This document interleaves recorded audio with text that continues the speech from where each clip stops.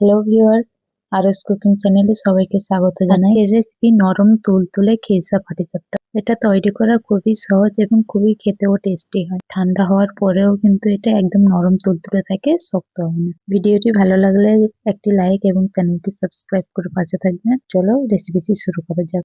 প্রথমে পিঠের জন্য ব্যাটারটা রেডি করে নিতে হবে।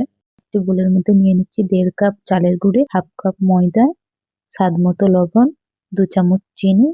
এই শুকনো উপকরণগুলোকে ভালো করে মিশিয়ে একটু একটু জল দিয়ে একটা ব্যাটার বানিয়ে নেব। এখানে আমি একদম উষ্ণ গরম জল নিয়েছি। জলটা একেবারেই দেব না, একটু একটু করে দিয়ে ব্যাটারটা বানিয়ে নিতে হবে। ব্যাটারটা আমার রেডি হয়ে গেছে, এটি ঢাকা দিয়ে সাইডে রেখে দেবো। ততক্ষণে খিরসাটা বানিয়ে নেব। কড়াইতে দিয়ে দেবো 1/2 কাপ চালের গুঁড়ি। চালের গুঁড়িটাকে ভালোভাবে ঝরঝরে করে ভেজে নেব। তো এখানে আমি ঝরঝরে করে ভেজে নিয়েছি। এর মধ্যে দিয়ে দেব 4 টেবিল চামচ গুঁড়ো দুধ, গ্রেট করা গুড়, 2 চা চামচ ময়দা। এগুলোকে একটু নেড়ে নর্মাল জল দিয়ে খিরসাটা বানিয়ে নেব। খিরসাটি রেডি হতে খুব বেশি সময় লাগে না। একটু একটু জল দিয়ে গুলে খিরসাটি বানিয়ে নেব। তো কথা বলতে বলতে খিরসাটি এখন রেডি হয়ে গেছে। এটা ঠান্ডা হতে থাক, ততক্ষণে ব্যাটারটি আবারও ভালোভাবে একটু গুলে নেব। ব্যাটারটি এখন অনেকটাই শুকিয়ে গেছে, এটিকে খুব ভালোভাবে মিক্স করে নেব। ব্যাটার থেকে 1 হাতের মতো নিয়ে একটি বাটিতে নিয়ে নেব।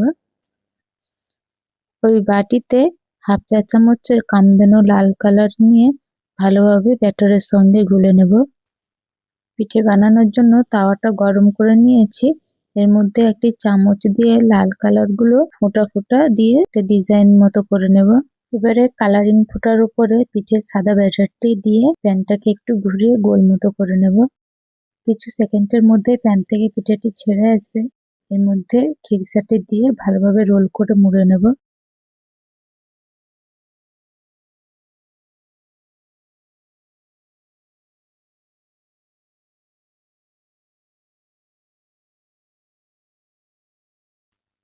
একই প্রসেসে সবগুলো পিঠা আমি তৈরি করে নেব।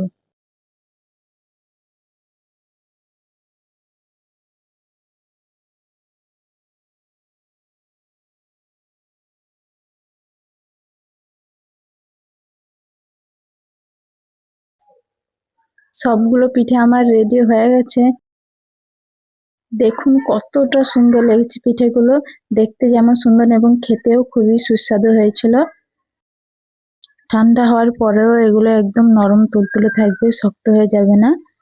এভাবে আপনারাও ট্রাই করবেন বাড়িতে। আজকের রেসিপিটি এই পর্যন্ত।